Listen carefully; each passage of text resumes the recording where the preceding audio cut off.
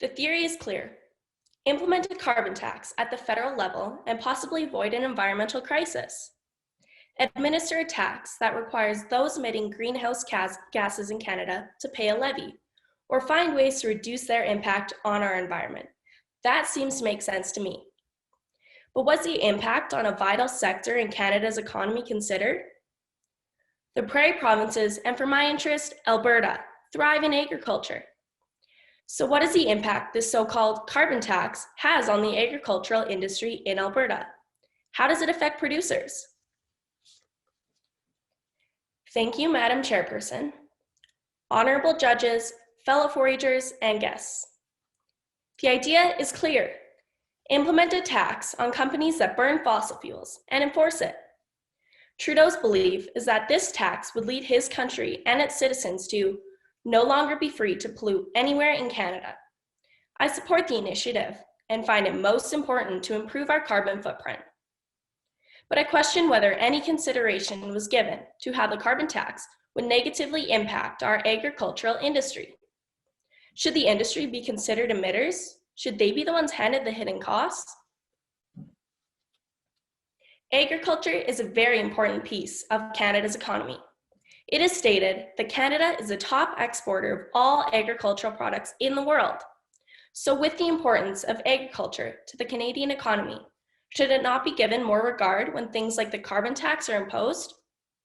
Farmers are net zero producers of carbon emissions and work hard to maintain a balance between the emissions they produce and the amount of carbon absorbing plants that they grow.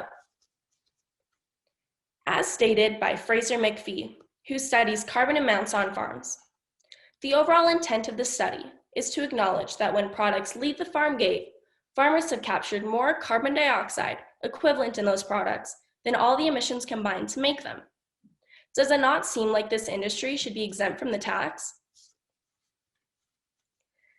As an Albertan living on a fifth-generation farm, anything that impact our industry impacts myself and my family very closely. Alberta is made up of many small agricultural businesses, and all of these can possibly be crippled by this type of tax. In order to run any efficient business, it is important that one can predict expenses.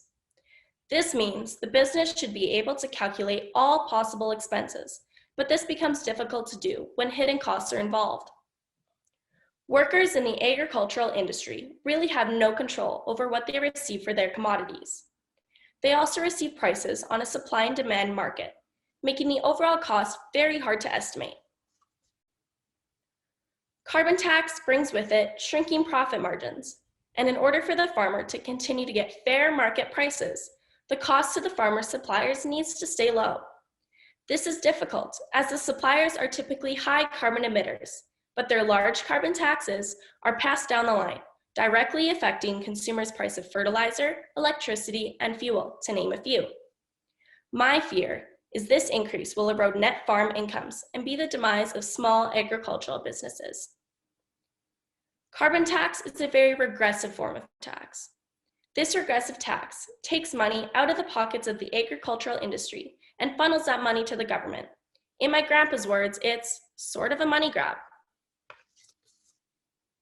It is estimated that over the next 9 years, the government's carbon policy will reach the point where it will cost most grain farmers about $30 per acre annually.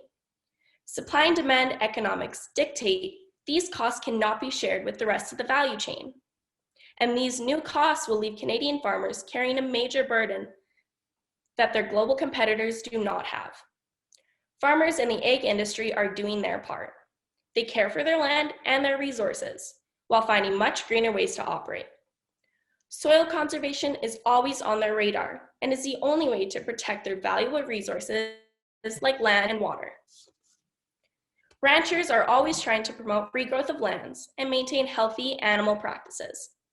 Keeping all agriculture healthy and renewable is of the utmost importance, but does take time, and obviously many costs are involved. As a 4-H member, we have been taught through the years to make good environmental choices, to protect our environment and regard it with respect, all while growing the industry. Considering the low carbon emissions that the industry produces and the promotion of greener practices province-wide, should we not be excused? Agriculture is the backbone of what makes our province great and is a key contributor to Canada's economy. Because of this, it should be valued and given more incentives from our government.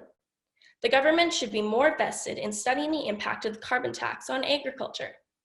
It is basically up to the Conservative government in Alberta to adopt their own rules with carbon tax and make sure it is implemented and fair to all producers.